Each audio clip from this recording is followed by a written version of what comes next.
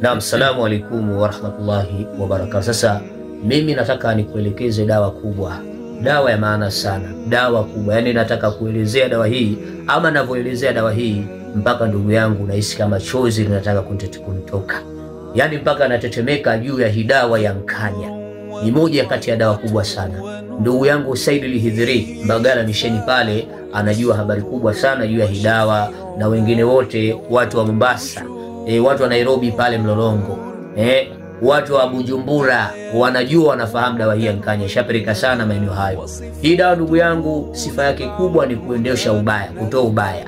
Kama kuna watu wamekufanyia ubaya, watu wamekufanyia husda, watu wamekuja katika biashara yako wameoga, watu wamekuja wamezika, wamechukua michanga kaburini, michanga sio ya wapi, ya njia zilizokufa, wamekuja kumwaga katika eneo lako la biashara kwa manuizi ya kuua biashara yako.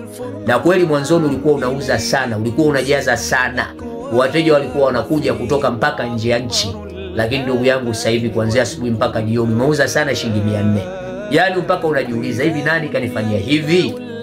Umehangaika sana, kila aina dawa umetumia, lakini mpaka sasa hivi ndugu yangu hakuna matumaini ya aina yoyote. Basi kwa dawa ya mkanya ndugu yangu ni mujarab sana katika majambo hayo.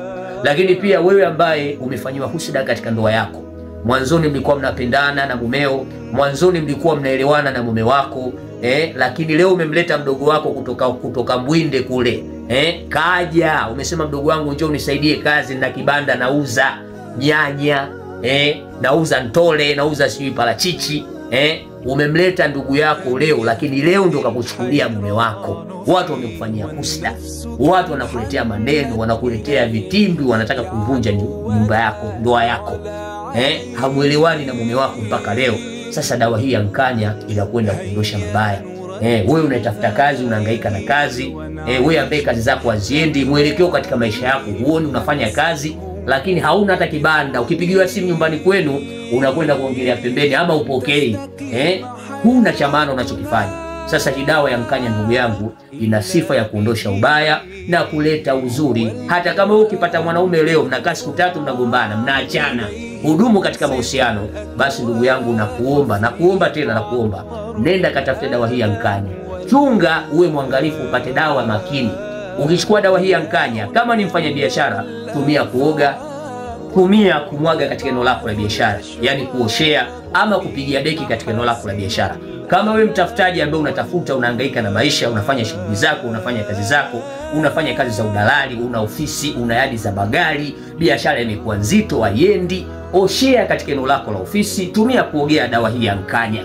Ndugu yangu utapata kuona maajabu makubwa sana, tena sana.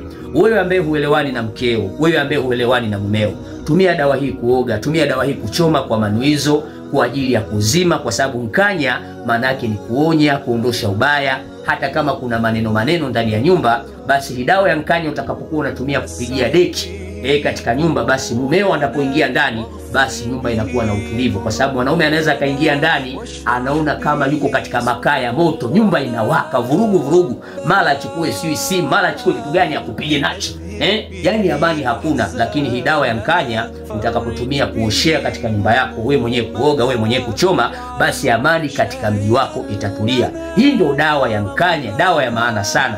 Tumia sana wewe mwanamama unaitaka ndoa, unataka kuolewa, wewe binti mpaka leo hujaolewa, tumia dawa hii ya mkanya, tumia kuoga. Hakika mambo yako yatakwenda vizuri na mabaya yote yataondoka, na Mwenyezi Mungu atajalia mazuri yatakuja. Hii ni mujarab sana. Mina al-mujarabati sahihi, wa billahi tawfiq.